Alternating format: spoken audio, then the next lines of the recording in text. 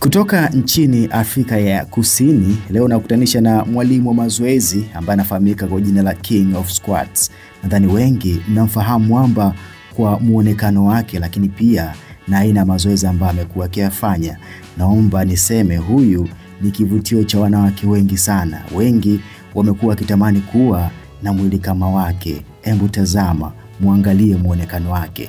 Lakini pia Mwamba amekuwa akitembelea nchi mbalimbali za Afrika kwa ajili ya kufanya ama kutoa huduma ya mazoezi kwa watu ambao wamekuwa wakihitaji, lakini pia ameshakuja hapa Tanzania mara kadhaa kwa ajili ya kutoa huduma hiyo ya mazoezi kwa wale ambao wamekuwa wakihitaji. Sasa habari ambazo zina trendi siku za hivi karibuni ni kuwa King of Squat ilitakiwa aende nchini Burkina Faso kwa ajili ya kutoa huduma hiyo ya mazoezi kwa wale watu ambao wamekuwa wakitaka huduma yake, au si? Unajua kuna watu wanapenda kuwa na miili fulani. Ukimwangalia King of Squats kuanzia kwenye kiuno kushuka chini, ni matamanio wanawake wengi kuwa na mwili kama huo. Sijui niseme ni shape sawa hivyo. Wengi wamekuwa kutamani kuwa na mwili kama huo. Sasa King of Squat ilibidi aende nchini Burkina Faso kwa ajili ya kwenda kutoa huduma hiyo ya mazoezi kwa watu wake ama mashabiki zake ambao walikuwa wanataka hiyo huduma, au sio? Lakini bahati mbaya mamlaka ya mji mkuu wa Burkina Faso Ouagadougou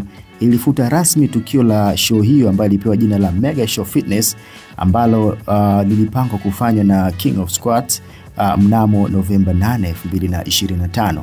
Sababu zilizotolewa na serikali hiyo chini ya rais wake Bwana Ibrahim Traore inasema kuwa nchi hiyo ina vipaumbele vyake vya haraka zaidi kwa watu wake, kizingatia hali ya usalama inayoendelea nchini humo, na kwamba hawakutaka upuuzi huo katika nchi yao.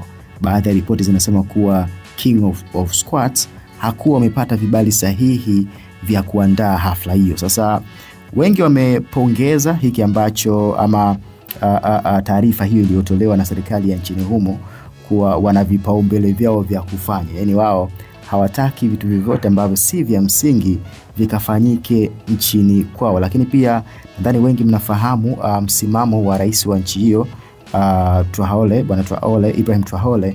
Amekuwa ni mtu ambaye anasimamia sana misimamo yake, na ni mtu ambaye amekuwa na malengo makubwa sana na nchi yake. Naamini pia mnaona kile ambacho ama yale ambayo anayafanya kwenye nchi yake ya Burkina Faso, au sio?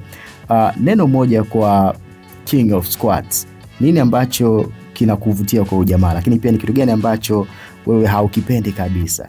Lakini pia nikuulize kwa wewe mwanaume, unatamani ama ungetamani kuwa na mwili ambao huyu King of Squats anao?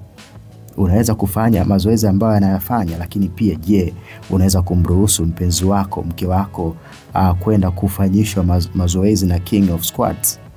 Hii ni PMTV2, mimi naitwa Nicky Tozi. Nikukumbusha tu kujisajili kupitia pmbet.co.tz kwa sababu huko ndiko ambako pesa na magari mnakopatikana. Mpaka baadaye. Bye bye.